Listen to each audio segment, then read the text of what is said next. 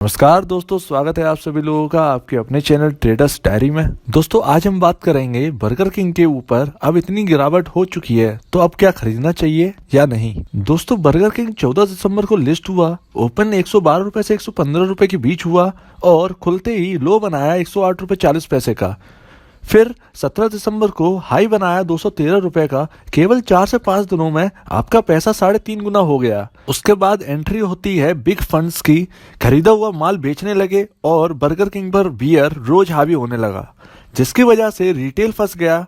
लेकिन अगर आप मेरी वीडियो देख रहे होंगे तो मैं अपनी वीडियो में आपको 190 की लेवल से ही इस स्टॉक से बाहर निकलने की बात करता हूं और ना खरीदने की राय दे रहा। अब आप पहले टेक्निकल देखिए, आपको समझ में आ जाएगा। अब डिलीवरीज देखें तो 50% के आसपास डिलीवरीज उठ रही हैं, लेकिन ट्रेडेड क्वांटिटी देखें तो इस स्टॉक में ट्रेडिंग भी कम होने लगी है और वोलेटिलिटी नॉर्मल हो चुकी है। अब लेवल्स देखें तो अब पहले सपोर्ट 129 रुपये 8 पैसे आपका पहला सपोर्ट होगा। सेकंड सपोर्ट आपका 122 रुपये 97 पैसे यानी 122 रुपये 95 पैसे अगर आपका पहला सपोर्ट टूटता है तो।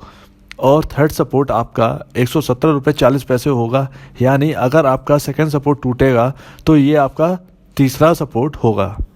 अब ऊपर के लेवल्स की बात कर लें तो पहला रेसिस्टेंस 140 रुपये 70 पैसे का होगा, यानी स्टॉक इस प्राइस पर जाने की कोशिश कर सकता है।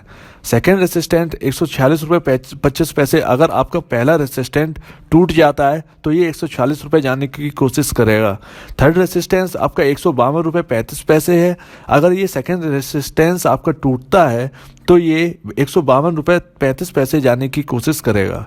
टेक्निकल इंडिकेटर्स देखें तो RSI न्यूट्रल है, CCI ओवरसोल्ड बता रहा है, विलियम ओवरसोल्ड बता रहा है, मनी फ्लो इंडेक्स ओवरसोल्ड बता रहा है, रेट ऑफ चेंज नेगेटिव है। तो 5 में से 3 इंडिकेटर बोल रहे हैं कि स्टॉक ओवरसोल्ड जोन में है। अब सबसे इंपॉर्टेंट फाइनेंशियल इंडिकेटर्स देखें तो मार्केट कैप 5,178 करोड़ है, EPS -2 है, ये बिल्कुल भी अच्छा नहीं है दोस्तों। PE रेशियो पता नहीं है, इंडस्ट्री PE पता नहीं है, बुक वैल्यू 30 रुपये 65 पैसे है, यानी इसका रियल प्राइस जो है स्टॉक का वो 30 रुपये 65 पैसे है। तो सबसे नेगेटिव EPS ये नेगेटिव है। इससे पता चलता है कि ये कंपनी कुछ भी कमा के नहीं दे रही है, यानी ये लॉस मेकिंग कंपनी है। अब प्रॉफिट एंड लॉस की बात करें तो नेट सेल 2017 में 230 करोड़ थी और 2020 में 841 करोड़ है। तो ये 4 साल में हर साल जंप देखने को मिल रहा है। और अब टोटल एक्सपेंडिचर यानी टोटल खर्च को देखें तो 2017 में -234 करोड़, यानी जितना कमाया उससे 4 करोड़ ज़्यादा खर्च हुआ है। वहीं 2020 से कंपेयर करें तो -737, तो मोटा मोटा उतना ही खर्च है जितना कि कमा रहे हैं। प्रॉफिट आफ्टर टैक्स यानी टैक्स देने के बाद जो प्रॉफिट बचेगा उसको अगर देखें तो 2017 में टोटल लॉस 72 करोड़ है और 2020 में 77 करोड़ है। तो कंपनी के अर्निंग्स में कुछ खास नहीं दिख रहा है।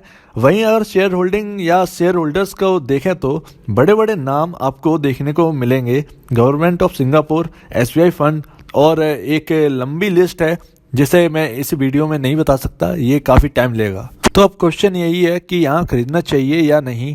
अब हमने फाइनेंशियल और इंडिकेटर्स दोनों को देख लिया है, अब आगे क्या करें। तो स्टॉक अभी रेंज में चल रहा है। 130 से 140 की एक रेंज बनी हुई है। अगर 130 तोड़े और नीचे क्लोज होता है तो दूर रहिए, और अगर 140 तोड़ता है तो आप एक बार खरीदने की सोच सकते हैं। अगर आप लॉन्ग टर्म इन्वेस्टर हैं तो आप थोड़ी थोड़ी क्वांटिटी हर गिरावट पर खरीद सकते हैं। वैसे अगर फ्यूचर का देखें तो बिजनेस ग्रोइंग है, पिज्ज़ा और बर्गर आज की जान बन चुके हैं, तो आगे ये कंपनी प्रॉफिट में आ सकती है। अगर आप ट्रेडर हैं तो आपको लेवल देख चुके हैं और उन्हीं लेवल्स के साथ आप काम कर सकते हैं। अब दीजिए मुझे इजाज़त। वीडियो देखने के लिए बहुत बहुत धन्यवाद दोस्तों।